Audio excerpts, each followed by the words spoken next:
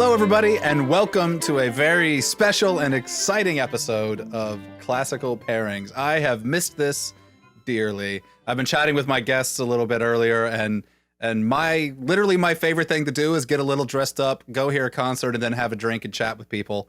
And that's the exact thing that I have not been able to do. So we are attempting to replicate that as best as we can here. We're going to have a couple of these quarantine special episodes, if we want to call it that. So we are all recording remotely. I have two fantastic guests who have agreed to spend some time in front of their laptops with me. I'm very grateful. Why don't we just go ahead and have both of you introduce yourselves, because I wouldn't do it quite enough justice. Joshua, you want to go first?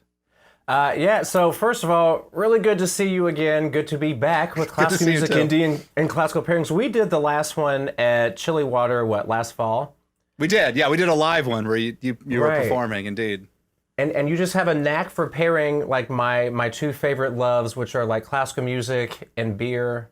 Yeah. And so now we're back again. So I'm Joshua Thompson. I'm a classical pianist and music sociologist, and kind of like my thing, or what I'm known for, is programming and performing artistic and classical masterworks written by composers of African descent. And doing a lot of that work with other artists here in the city and around the nation, whether it be classical music or in other genres or other mediums. And I've long wanted to join the culinary arts to the conversation, and I think for the first time doing this, you pick the heavy hitter. If Babe Ruth were like peddling in sauces, you got Babe Ruth today. So nice. This one was actually my suggestion, because I kind of thought, if I suggest this, I bet I'll get some free sauce out of this. And it worked. Speaking of, Chef Oya, why don't you introduce yourself? Hi, I am super excited to be here. Thank you so much for having me. My name is Chef Oya Woodruff. I am the owner and executive chef at Chef Oya's The Trap here at 34th and Keystone, and the proprietor of Trap Butter Sauce. We're going to get to have two of those later in this episode. Which is very. How many different sauces do you have, by the way? So currently we have 5. Okay.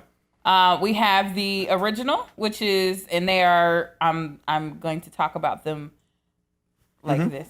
So we have the original. The original is called OG Garlic Herb. It's they're all real butter based blends with butter and oil and seasoning and spices, basically. And they're amazing. We use them as finishing sauces on the seafood at the Trap. And I actually had them bottled and was selling them in order to raise money to open the Trap itself. So Trap butter existed before the Trap did. So yeah, we have OG Garlic Herb, we have Sweet Thai Chili, we have Yaw Jerk, we have Island Curry, and then we have our newest one, the baby of the family, and a heavy hitter in its own right. It is a vegan sauce, and it's called Citrus Chive. So it's kind of like our play on a lemon pepper situation. They're all delicious. And yeah, and you're shipping all of them right now, right? We have shipped all of our sauces. Our sauces have gone to every single state in the continuous United States of America. That's fantastic.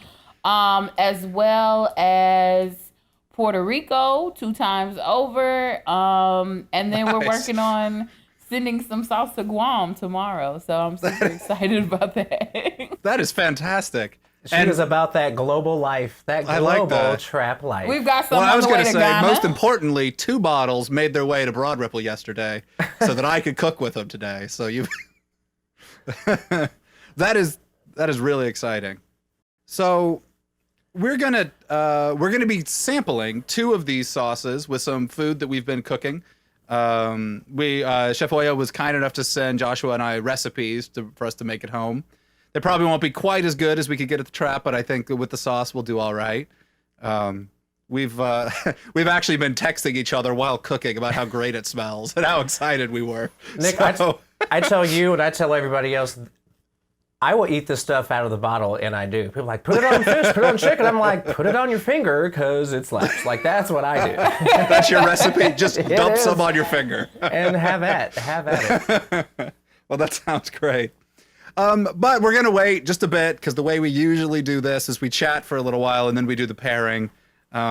This one's a little hard because I'm sitting here in my house and my kitchen's not too far when I'm smelling it as it's simmering over there. It's all ready for me. So maybe we'll keep the chat a little shorter. But I think we do have to kind of talk about the situation right now. And when we were at Classical Pairings, we were having a meeting because we had several episodes from season 2 recorded pre-pandemic, that world that we barely remember right now, right? Like back when we could still do things and go out and see our friends. And we wanted to record a few more to kind of bulk up season 2. And we were trying to figure out if we could do these remotely. And one of the things we started talking about how during this pandemic, the experience, just like pre-pandemic, the experience of artists and musicians is kind of similar to restaurateurs and chefs in the sense that just so many of our opportunities have been taken away because, I mean, so much of what we do is based on social interactions with people, either feeding a group of happy people or entertaining a group with music or making people think with really critical music and then talking about all of it afterwards. So we thought that this might be a really good chance to just sort of hear how the artists and the chefs in the city are doing through all this pandemic and then support each other and hopefully have a little bit of fun along the way, even though this is obviously a very serious topic and a very, difficult time for our city and state and country and world, right, for that matter. So I guess maybe we'll start with you, Joshua, if that's all right. What has been your experience as a professional musician during this? I know that you've had some opportunities that you weren't able to pursue. You can discuss those as much as you want, but just sort of how have you been as a pianist dealing with this? Yeah, I think much in the same way that a lot of other artists and creatives have as well. Pick a day, pick an hour in that day, and we're somewhere on the pendulum of being fully inspired and emerging from underneath the covers in our bed. It is. It's very tough, and we've all had multiple opportunities to sit with this question personally and either with other people who are interviewing or whatever else, like multiple times, right? Mm-hmm. And here we are, 8 to 10 weeks into it, and so that question continues to evolve as other things have. So I would say, for me personally, it's been pretty jarring because it's like everything's kind of stalled or we're in neutral, but things are still kind of going, and that's a little bit tough. But I also think as alienating and isolating as that can feel, your artists and your creatives and your entrepreneurs, pandemic or not, have always been the ones who tend to evolve a little bit faster, to adapt, and to modulate, improvise, if you will, right? If we're going to bust out cliches and stuff, to fit their condition, and that's kind of the evolutionary track of things. You adapt and then you figure it out, and the ones who figured out the best are the ones who stick around and get to kind of figure that out. Chef, what about you? How have you been maintaining during all this? It's been really interesting. The Trap operates as solely as a takeout restaurant anyway. Mm-hmm. So I was in a really fortunate position to not have to close or for my business model to not be interrupted. However, I really did feel for the rest of my peers in the restaurant industry. And I recognize that I know how to do takeout food, but a lot of people don't. They don't. So they had to figure it out. Mm-hmm. And quickly, Mm-hmm. And some people haven't been able to figure it out. And some people are not going to make it. Some restaurants will never open up again. And that's really unfortunate, excuse me, to kind of come to terms with. So having conversations with some of my peers and some of some other restaurateurs and managers of restaurants and restaurant owners here in the city, and listening to their stories has really been really humbling for me, because I know that my doors are going to open again. I chose to close down, one, because I wanted to keep my customers and my employees as safe as possible during this pandemic, simply because I'm not sure how familiar you are with the Trap and with the way that we do things, because we are a walk-up restaurant. We tend to have a line, quite a long one sometimes, especially on our busiest days. And there's a really, really huge community of supporters of the Trap. And when you come and you stand in line, and it feels like a family reunion. You're meeting new friends. It feels like you're in line with friends to get some good food, like every single time. And there can't be any social distancing when it comes to things like that. It just doesn't make any sense for, us not to have a conversation that's like right here in front of each other. And so because I don't want to interrupt the culture of the Trap line in that way, and I don't want the experience to be lessened or cheapened because we have to stand 6 or 10 feet apart. And just simple logistics. If I have 50 people in line that are able to stand close to each other, that's fine. Yeah. But if I got 50 people in line that are, I have a line all the way back to 38th Street. Yeah. Girl, you'll be up past churches and Popeyes on 38th up to 46th. Correct. Well, the people will be back in the line at White Castle and be angry. So I could still be open. But like I said, the experience would be much cheaper and not as rich in culture and in love and in that connection that I so love about what the Trap has been able to become over the last few years. In addition to the fact that when we decided to close our doors, people were like, hey, no, what are you talking about? You don't have to close. You're a walk-up restaurant. How are we gonna get this? But fortunately, I have this product. Yeah. Yes. And our production and sales of Trap Butter has gone up 400%. Wow, that's fantastic. Since we haven't been open, and it is fantastic. And I've been getting it out of the mud by myself since I started. I have an amazing community of supporters and people that come and buy whatever I sell.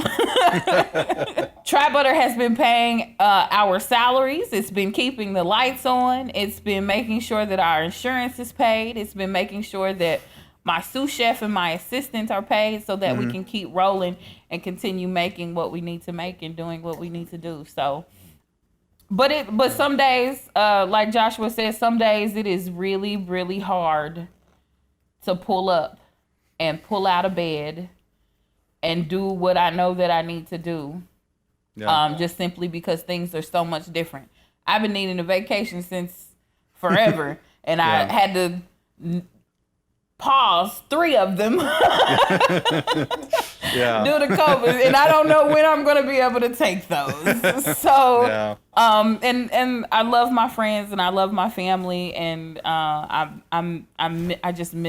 miss people. Yeah. I think, Nick, one of the things that, because I've known Oya for a while now, is we're creatives in our own right, and when you're down on your own, you see other people who are excelling and still nose to the grindstone, foot to the pedal, and even if you don't know how to figure out, you're seeing someone else who is still forging ahead and kind of giving you related ways to either stay motivated or to think and be creative. Has nothing to do with music on its face, but a lot of times it is just the most inspiring and helpful thing. So I'm like, let me go buy that trap butter again. I mean, it is, and I think that's something I talked earlier about life feeling very one-dimensional right now, but when you can catch those other dimensions in ways that you can find them, man, you really just grab onto them, or I find myself grabbing onto them even more so than maybe I used to, or maybe I'm cognizant that's what I'm doing. Yeah. But Oya's always been that for me. Oya's always been that for a lot of people in the community, and so it's... I don't know, those insights are a little bit easier and closer for me to make, but they are what they are.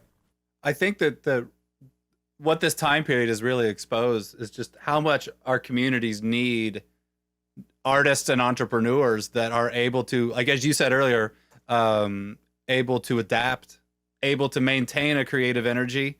You said pivot and completely switch your business model for a few months, knowing you're going to go back.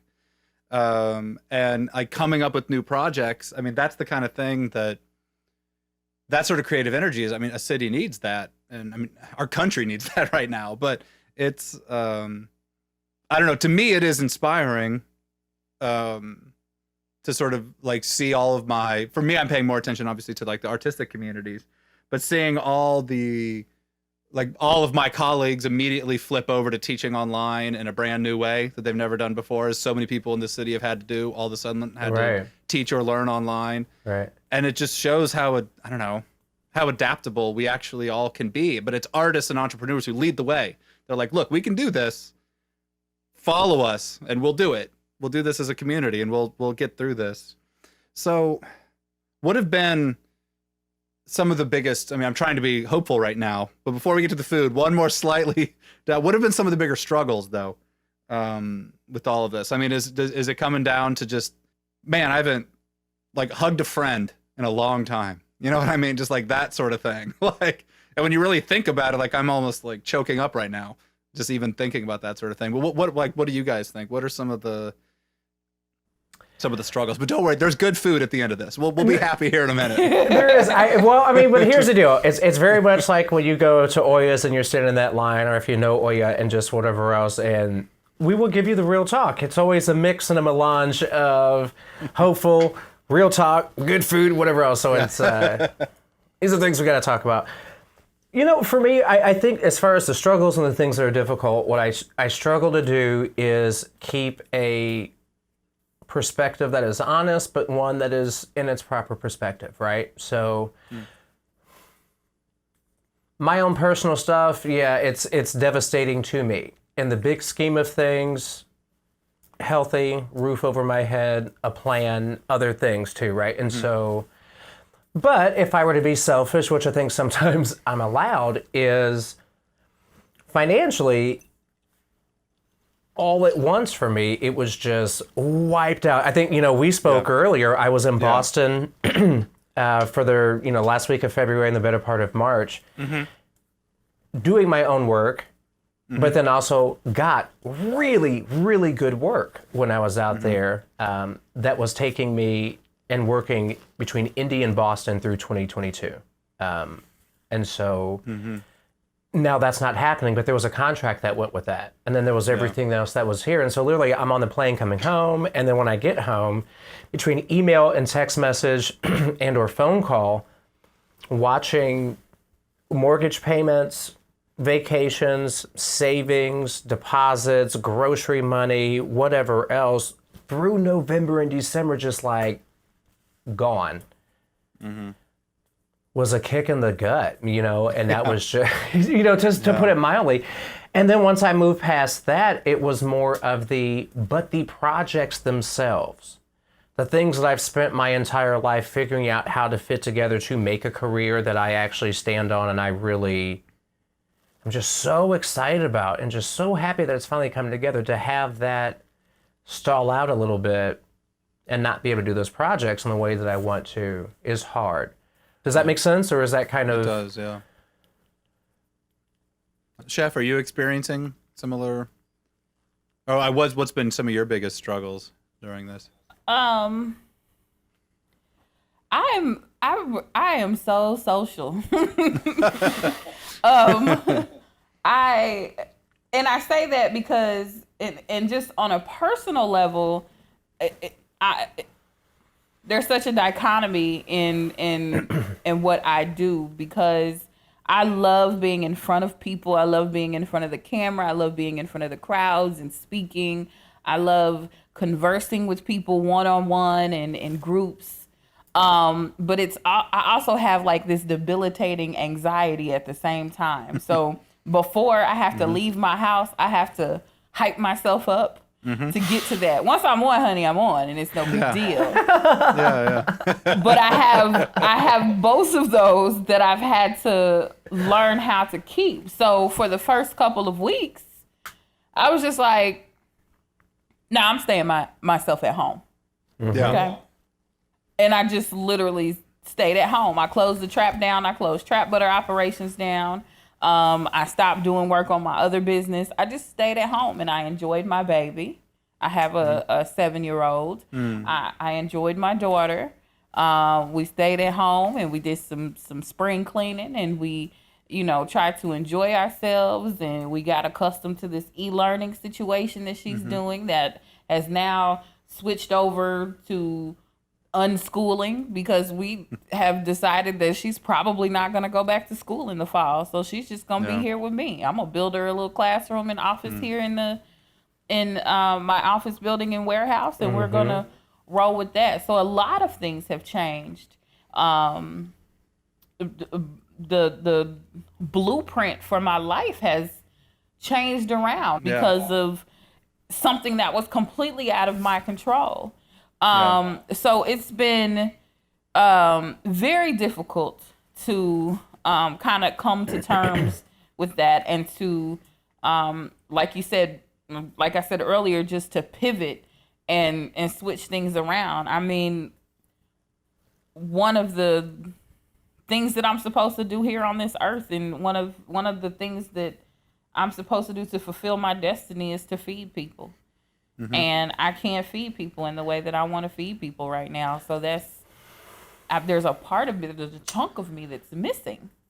But I'm faring because there's a little bit more of me in everybody's house right now than it was.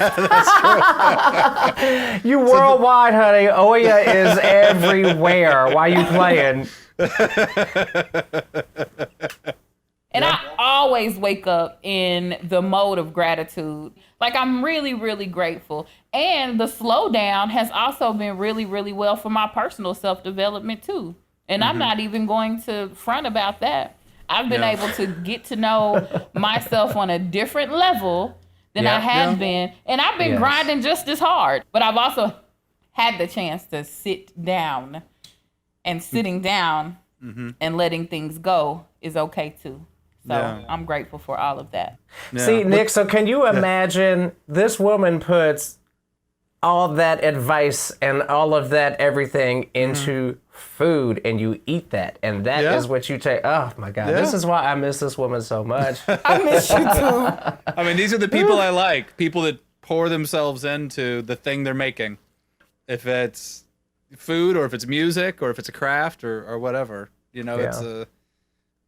Joshua, what about for you? What's been, Oya sort of mentioned kind of a positive spin on this, getting to know herself a little bit better.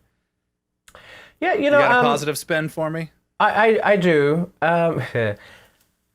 Oya mentioned too is, I would just say simply, despite all that and the losses we talked about and just whatever else, my needs are still met, and I'm able to meet those needs on my own. But also, my husband and I are able to meet our needs together, right? It is a partnership. We're figuring that out. Fortunately, after 15 years, we still really, really like and love each other. So that's great. That's good. I don't know. Here's the deal. Like, over the last week and a half, as Kim, I've been a little cranky and a little jazzy. Well, I don't know about y'all. I'm a little hungry. I would love to re-up on my beer. All right, so let's. Because I'm gonna need it, and I need to go get some of my food. So I've used which two of the sauces did I use? Okay, so what I sent you guys were the OG garlic herb and the citrus chive. Okay. So the OG garlic herb, like I said, is our original butter sauce. This was the very first one that I made. All the rest of them came after. Like I said earlier, I will really drink these things out of the bottle. I will, but Oya always says too. She's like, so Oya, what did you say? Like just regular, unsalted, popcorn. Super easy to put this on, right? Listen. Okay. Toss it in popcorn. Trap butter is one of those things that I'm so proud of because it's so very versatile. Like I said, we use it as a finishing sauce in the restaurant for our seafood. But it's so versatile that it can literally help you go through anything. Like anything that you would do with like some type of oil or with butter, you can do with trap butter, and it's already flavored. Yeah, you don't necessarily need to add a whole bunch of extra spices or salt or seasonings or anything. I mean, you can definitely kick it up, and I'm pro seasoning. So the OG garlic herb, like I said, is our original, and it's the most popular one that we sell on trapbutter.com. It is the most popular one that people get on their seafood at the restaurant. And then the second one you have is the citrus chive. And like I said earlier, the citrus chive is the baby of the bunch. I worked on citrus chive for 3 years. Wow. Whoa, really? Yeah, about 2.5 to about 2 years and about 9 months. So we'll say 3 years because that's enough. But I was able to come up with the regular trap butter pretty easily. But seeing as though this is vegan, you have to. It's a couple of different things you got to do, and there's. And I'm super duper proud of this. The vegan one is really amazing for vegetables. All of them are good for a lot of stuff. Go get your food. Let me see how you feel about it. So we're gonna go get our food. Josh will get his more beer. I need another Manhattan. And I've been working, so I'm gonna just take a sip of this. Wait a minute, hold up, go. Oya. Maybe put that warm Pepsi on some ice cubes, girl. How about that? Can you get it cold? Yeah, I'll do that. I'll go grab some ice. I thought you were gonna say put a little trap butter in that Pepsi. All right, we are back. I have filled my plate with food. I even took off my fancy jacket so I didn't get it messed up because I'm going to be digging into this hard here in just a minute. If you're watching on YouTube, this is going to be a terrible. I'll put a picture online, but here's what I'm bad at this. There's what I'm working on. So what this is, these are 2 recipes that Chef Oya sent Joshua and I, and one using each of the sauces. This is the OG. And this is the newest sauce, the baby sauce, as you called it, the vegan one. Chive. A Swiss chard of mushroom, and then a shrimp. I'll just let you talk about it. You'll be better at it describing it than me. So if you want to talk through while Joshua and I are eating a little, what we're going to do is what we always do. We're going to come up with some music that pairs with these recipes. Right. And then the idea is, as we talk about it, you can order this trap butter today, get it soon. It seems to come in a couple days. And then you can make this at home and listen to this music at home and do this yourself. Honestly, to make all of this took me 45 minutes, maybe a little less. Like it did not take, and most of that was because I was peeling shrimp. If I didn't have to do this, it would have been a lot quicker, right? Right. And so this does not take a long time to put together, and I can't wait. So why don't you go ahead and talk us through the 2 recipes we're eating so I can just start eating here. So the first recipe that we have is with OG, the OG garlic herb. And like I said, the OG garlic herb is our most popular sauce, both on trapbutter.com and in the restaurant. And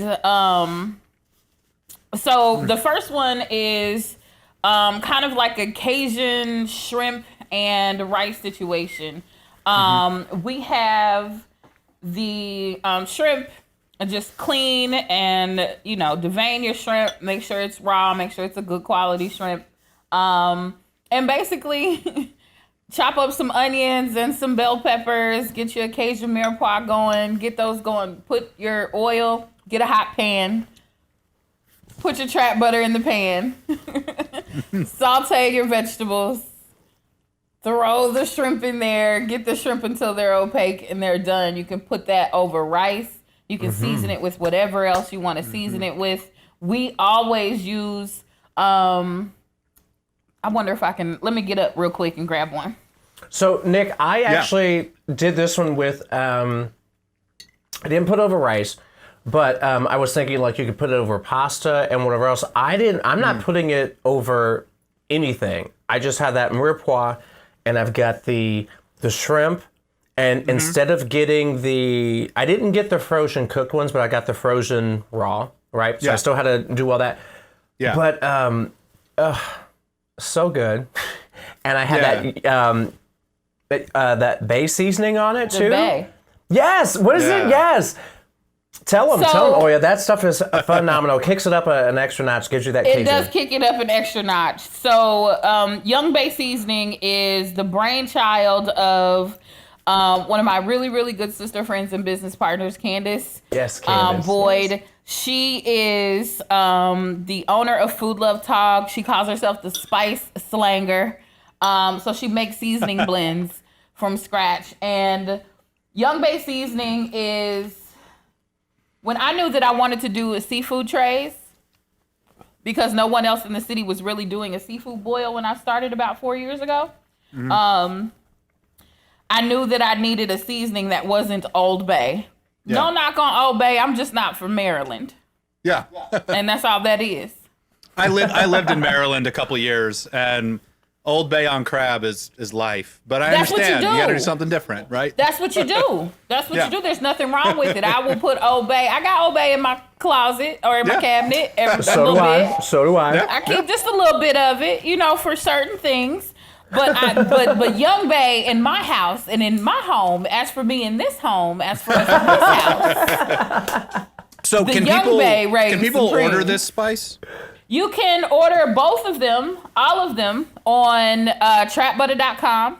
Okay, great. But yeah, so Candace made this specifically for us. We put this in, we season our food, our seafood in it, and we put it on top of all of the trays that go out of our door. So I have a question for y'all. I'm not afraid to admit when I don't know something, and you've both used a word that I did not understand. It was something about the onion and the celery and the pepper. What is that called? That is called a mirepoix.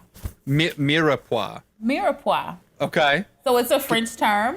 Okay. It's French, Nick. It's French. It's classical. I'm from the Midwest and I go to Vienna. I know about like sausages and mustard. You're like my husband, dude. Like y'all are Krauts from like through and through, and it's hilarious. It's all good. So it's just like the blend of those three. That's all that is. Yeah. So there are different types of mirepoix. And basically, the classic mirepoix is onions, celery, and carrots. Okay. And then we have a Cajun mirepoix, and that is onions, bell peppers, and celery. Okay, so peppers instead of carrots. It's the holy trinity of all things. That is the holy trinity, correct. Okay. But basically, the mirepoix is basically, I don't know, it's just a mixture of those aromatics and seasonings that give you the basis for a lot of the food that you eat, a lot of the sauces that we carry. It just gives you those, that regular, those regular flavors and the basis to a lot of food. Oh, that's delicious. I have done a lot. I've cooked a lot of collards. But I don't tend, what's different about this for me, and then with collards, I tend to just salt them until they taste good, right? But this tastes a lot better than that. I think, first of all, I don't tend to do the mushrooms with them, and I really like, you had suggested oyster mushrooms, and so I went and grabbed some of those. But then, like, the finishing sauce on it, it brings out there's an earthiness in citrus. it that just, But. Yeah, and there's like a brightness that the citrus note is able to get. That it's sort of, sometimes when I cook collards, I just cook them too long, and like they're good, but they're sort of just like a mush, right? But this has like a life to it. I call my style of cooking Midwest city country. Okay. Because they call us the Midwest, and Indianapolis is a pretty big metropolitan area. It's a large metropolitan area. It's not as large as New York or Chicago or, anything like that. And we're real city, but at the same time, we have this really strange countryness about us that a lot of people don't understand. Or that a lot we don't understand. We don't get it. Yeah. But when I go other places and when I talk, people are like, "Where are you from? Why are you so country?" Yeah. I was in Texas and people were asking me why I'm so country, and I'm like, I'm just from Indiana. I didn't think I was country. But Okay. I call it Midwest City Country because I have lots of people in my family that have done lots of traveling, and there are so many, and I get something of what I love from every region that I go to visit. That's all I do when I travel is eat. So I've had people that aren't necessarily chefs, but are some of the best home cooks that I know. I got a really, really amazing compliment from a home cook that I've known. I've never even met her in person. I've known her for 12 years from the internet. We've never met in person. Wow. And she finally got herself some trap on her. She said, I'll just slap you. So I'm really proud of it. It's really an amazing thing. I'm so glad you guys are enjoying it. These are both fantastic. Thank you. Yeah. As I said earlier, I suggested doing an episode with you because I know I could get a couple bottles. But I will soon be ordering my own. Now you have to get the rest of them. Yeah, I gotta get the whole lineup now. The starting five is what we'll call it. They work really well together, but they do both have very different notes that I'm really enjoying. All right, Joshua, now it's time for you to be on the spot. We got to pick some music. This is what happens on this podcast. We tend to have too much fun, and then we forget, oh yeah, we need to pair something. Remember the last time it was all that beer, and I was just like, oh wait, less beer, more piano. So, well, this time you don't have to perform. So all you got to do is talk. But God. So some of these are like right on the nose, all the way to like off the beaten path. But so OG Garlic was, I don't know, like it is the staple. It is the icon of the trap. Wouldn't you say, Oya? Absolutely. That's what people know it for. It's accessible. It's whatever else. And so I had to pick a composer who was like the definition of an OG. And so I'm going with Duke Ellington. And it is the River Suite. So there's 7 whole movements to it. Excuse me. All of them are very short, very accessible, very much like, and easy to listen to, much like the recipes. Easy to make. Doesn't take a whole lot of time to listen to it. But a lot of people think of Ellington as strictly big band, and they don't think of maybe he was writing for orchestras. I'm like, yeah, if you're composing for a big band, you're doing the same thing for a symphony orchestra. So he's this beautiful mix of like cultural style and classic and big band that you know you're listening to an OG, you know you're listening to a culture that cannot be, it can't be anything other than, right? You know, the African diaspora. Yeah. So I really love the second movement of the River Suite. It's called the River Meanderer. And I think I sent you a link, and it's got this nice blend of jazz and nuance, and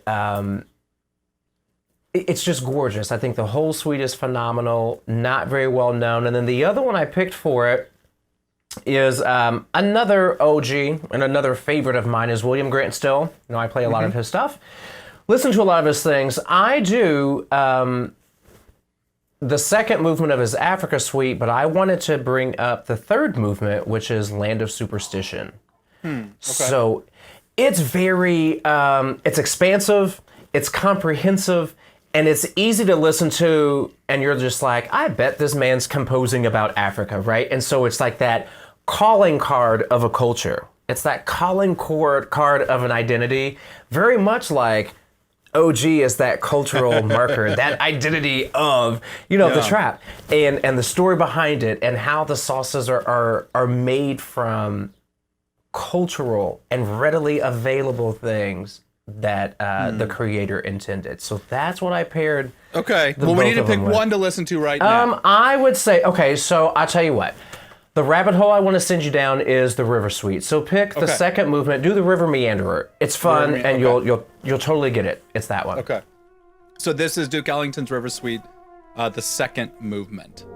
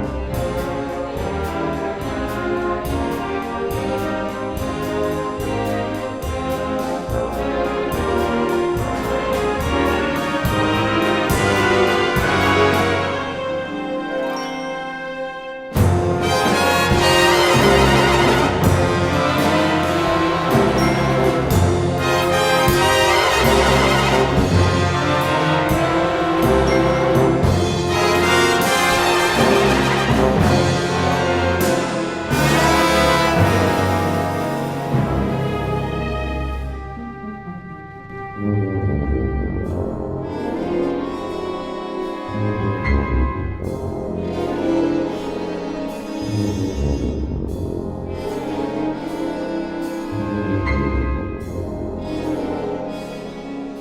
right, so we've been listening to a little bit of the river, the meander movement.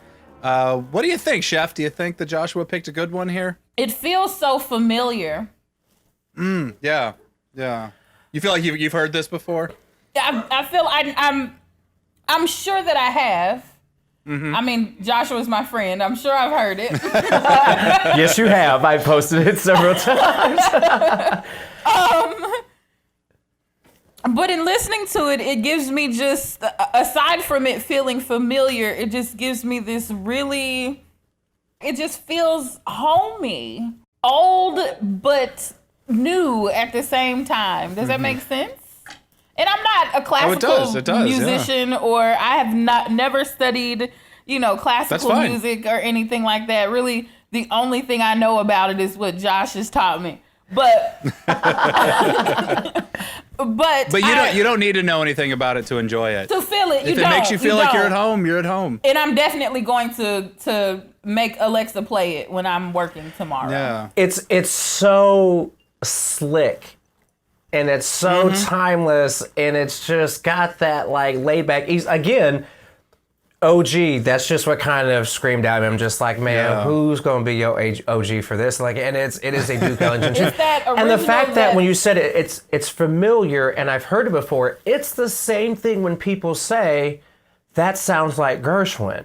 You can do the same thing with Ellington, and be like, I may not know the song, but that sounds like an Ellington composition, or that sounds like and that is the hallmark of a true OG. Like, as soon as it cues up, I love this piece. There's 7 movements to the entire work, and they are all worthy of a listen. And to hear the entire thing will take you no more than about 25 to 28 minutes.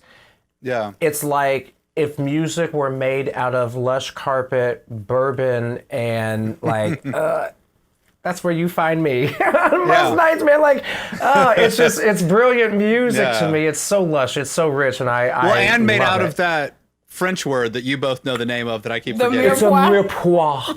It's a melange.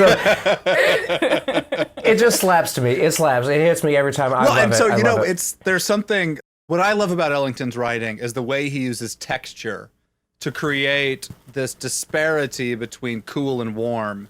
And so there's this like dripping warmth, and then he cools it way down, and you get like the solo flute. And then in this movement, what I love, it happens around maybe a minute 30 or so, is he's 40 years early making the beat drop. Right. There's That's this why moment it was where so everything familiar. comes in. It's just like, oh, you can't help but dance You to can't. And I found myself like, oh, okay, yes. Oh yeah, wait a minute. When that part kicked in, you and I both are instinctively like, and that neck for us, everybody has it. It's that universal crook in your neck when you hear it. You know what it, and it's for you. It's for everyone. It is one of, like you said, it's that beat drop feel and that thing that just okay, it's like, oh, okay, so we're here. We had the building, here we go. And now we're here. And you ride it out to ride the rest of it out in the groove the way through. Listen. So do you like that about the OG butter? Is there something where the beat drops in your sauce? The beat drops when you open the cat. And what you do, Oya, after that, what do? You just ride? You just ride it through. I think you've done well. There's warmth and comfort, but then also just like, you know what it is. That like you know physical goodness. Yes. That like you can feel it in your soul. Yes. Yeah, that's something nice. Joshua, you got something for the other there's like, usually I'm not one to be like, oh, yo, run me those mushrooms. I'm usually not that at all. I'll eat them, but I'm not like geeked and jazzed about them. But I love greens. And I did the spinach thing, and I went with the saute, and I put garlic and mushrooms and onions, and I sauteed the spinach down to that. Because, if you're thinking like most places, if you go and have a steak, one of those side options is, do you want sauteed mushrooms and onions on it with, spinach? So I go in for that. Very earthy, and that lemony and that citrus lightens it up. I went with the also local Three Floyds Gumball Head, which is made out of Munster in Indiana, because that citrus is really complementing all of those things. And so I wanted to find something that was light, but also rooted in folk tradition and just tradition in general, right? Because that's what this sauce does. So I had several to pick from. But if you were to go and look under at YouTube and go In the Bottoms, it's a suite written by Robert Nathaniel Dett. Pick the third movement, and the third movement is called Honey of the In the Bottoms suite. And so what In the Bottoms is a musical tableau and almost like a tone poem for the Deep South when this composer was writing, which is pre-Civil War and also antebellum era, that is talking about the sounds and the textures and the feelings of the Deep South written from people of African descent, slaves, newly free slaves, and this whole element of taking folk and maybe some spiritual with it. And I think that tune is very short, it's very light, but you can't help but hear that Southern Black cultural influence, but also mashed up very well with the romantic style of classical composition that was kind of in vogue at the era. I mean, the guy just did a beautiful job doing it, so that's what I picked for this one. All right, so let's go ahead and give this a listen. This is In the Bottoms, a suite. This is, you said this is, which movement is this? It's the third movement from the suite by Robert Nathaniel Dett. All right, so let's go ahead and give this a listen.